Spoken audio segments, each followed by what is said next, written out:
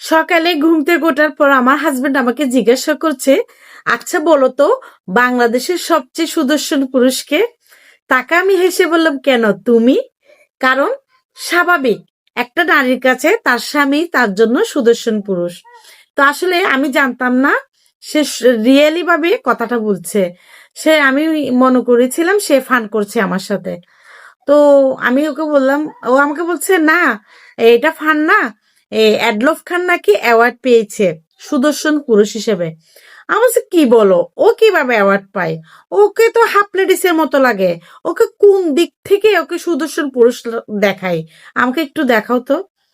ওকে তো পুরো যে কাপড়গুলো পরে ওকে হাফ লেডিসের মতনই লাগে ফুল। ওকে সুদর্শন পুরুষ হিসেবে আমি তো কোনো কিছুই দেখছি না ওর কাছে।